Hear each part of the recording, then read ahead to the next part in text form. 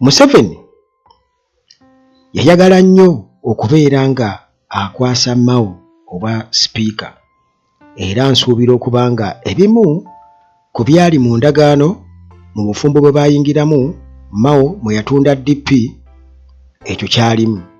Naye bwe twogerera kirabika ate omutabani n'akyusa buli kimu, kubanga jjukira nti omutabani baali baamuteekamu nga bakimufiidingamu nti Norbert Mao y'omu ku abo abagezigezi abasobola okumunyambako mulambika butya bw'ayinza okubeera nga atuula mu ntebe n'asalawo n'addukanya kwegamba administration eya gavumenti nti abantu nga Mao nga beetaagisa okuba nga bamubeera wali ku kido.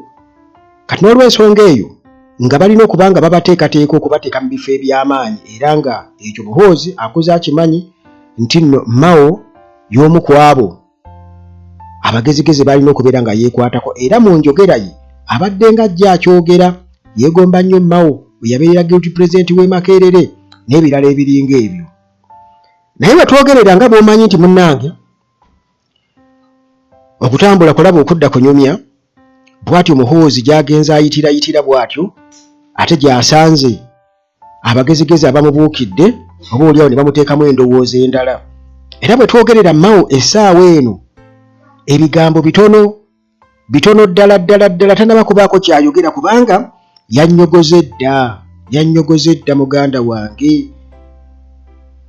Bwe tuviridde ekyankwanzi abadde alabira ddala ng'omugaati gumuli mu kamwa.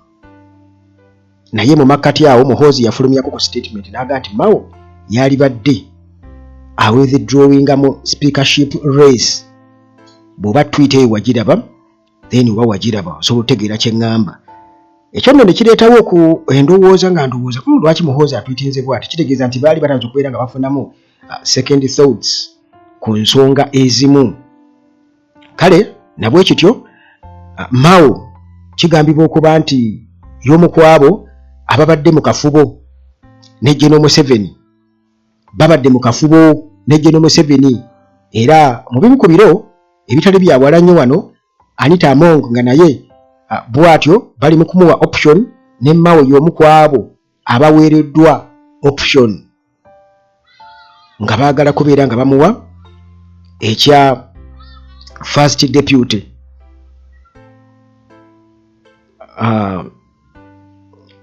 prime minister, era nga ekyo kyekifo kye babadde bamupulaningira Mao, ng'era Anita bwe yasoose okugaana ekya vice president ne Mao naye yasoose kugaana, yagaanye. Tetumanyi oba yakkiriza, naye kyensuubira okuba nti ajja kukkiriza, kubanga muganda wange tewaliiwo option yonna okusinziira ku nsonga nga bwe ziri, okusinziira nga bw'ali, kuba kati baamusibirayo already, ali munda, mulimu NRM already eno wabweru takyasobolayo. Waali awo singa NRM egeza n'emuwandula bweti, kiba kitegeeza nti abeera ayolekedde okuva ku bwa ssentebe bwa DP, kubanga ekintu ekimukumbidde ku bwa ssentebe bwa DP ye NRM. Era awo gwe wenna alowooza nti osobola okujja Mao ku bwa ssentebe bwa DP nga Museveni akyali mu buyinza, obeera osaaga. Ekyo ffenna tukimanyi. Oba okola ki? Oba osaaga okootakoota mu gaalumondi nti NRM yemukuumiddewo, Museveni yamukuumiddewo ku bwa ssentebe bwa DP, yamukuumiddewo. Kati waafulumira bw'ati kiba kitegeeza nti biba bibi. Naye nga ki ekiyinza okumufulumya, kubanga jjukira nti nga bwe tutegeeza nti talina option, alina kukkiriza okubeera first deputy prime minister, olw'ensonga nti bw'agaana baamugambye nti ekifo ekya minisita owa justice bagenda kimuggyako, tagenda kukiddako bwe baamugambye. Kakati n'olw'ensonga eyo kiba kitegeeza nti option gye bamuwa yeeno kubeera first deputy prime minister. Bw'aba akigaanye kitegeeza babeera bamuta, era endagaano gye bayingira mu bufumbo bwabwe eba divorce, babeera basayininga busayinizi divorce. Bwe basayininga divorce bati kiba kitegeeza nti eno wabweru tagenda kufuna protection, Kati n'olw'ensonga etalina option, talinaawo kusalawo ye ku lulwe, kitegeeza nti alina kukkiriza bukkiriza, alina kutambulira kuzinira ku ntoli z'abali. yakiyingiramu ng'asaga bwe waba afunyemu bagamba tezivudde ddala lusoggo. Naye era muganda wange kitegeeza nti ng'era bwe kiri nti buli kimu kijja n'obukwakkulizo. Kati bukwakkulizo buliwo oba oliya bw'ataabalirawo mu ntandikwa nti abadde asuubira okuvuba ekyennyanja ekinene okubeera Speaker wa Parliament, ekyo kirabika tekijja kusoboka. Laba Muhoozi bw'ayendoosinga Oboth, Museveni n'agamba Mao munnange omwana akoze eki, ebintu abirinnyeemu, n'olw'ensonga eyo tewali kyakukola, ogenda kukwatira wano.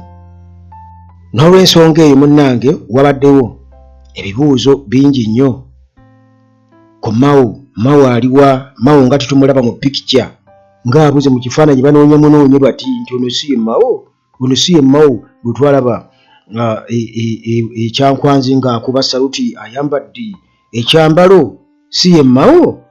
Munnange Mao ali awo kwegamba ali displaced, agezaako okubeera ng'anoonya balansi, agezaako okulaba ng'anoonya balansi nga bw'atunuulira options ezimuteereddwa ku mmeeza, oba toyagala lekayo bwe kiri, oba toyagala kola ki, lekayo. Kakati alekeyo, agenda kuba yeekoza atya?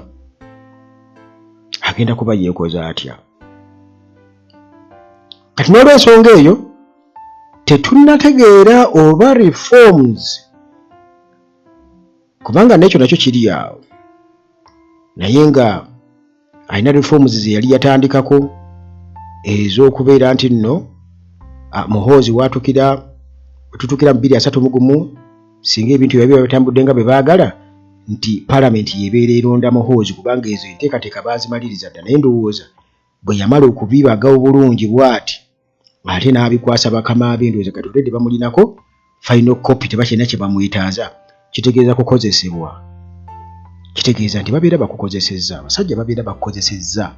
Kyo kye kituufu, kubanga Mao yatugamba nti yamanyi nti endagaano zibaawo era omuntu bw'asuubiza alina okutuukiriza, nga kyagezaako kutegeeza nti baamusuubiza ekifo ky'obwa sipiika. Naye kakati munnange ebyo bye biriwo, bw'oba oyagala okumanya ebikwata ku Mao, oba onoonya Mao, oba oli mukwano gwa Mao, oba olumwa Mao, nti Mao babadde bamukozesa nnyo nga weapon okulwanyisa Anita Among. Already Anita Among gwe bajjeewo edda, kitegeeza nti tebakyamwetaaga nnyo kiri awo. Kati twolekedde kulaba Mao ng'awaayo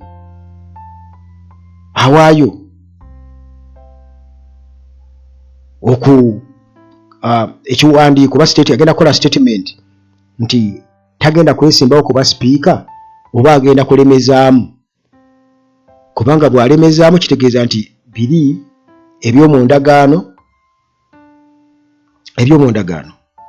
bibeera tebikola. Aba amaze okubeera nga atwala kino atutte kino kyatutte. Kubajjukira nti Kadaga ate ye wali nga third deputy prime minister tagenda kudda. Ekyo Museveni yamutegeerezaawo meeting gye baalimu ne Anita Among ne bakamutema, ne Kadaga naye tagenda kudda ku kifo ekyo. Kakati ono baagala bamusukkulumye Mao ate bamuwe ekifo ekineneko, alina kubeera first deputy prime minister. Ekintu kyakyatunuulira awo, akyali awo akyetoziira. Naye nga muganda wange byebyo bifa mu nkambi eyo mu State House e Nakasero awo, meeting wezituula, era ffe ebyama tubifuna mu nsonda zonna.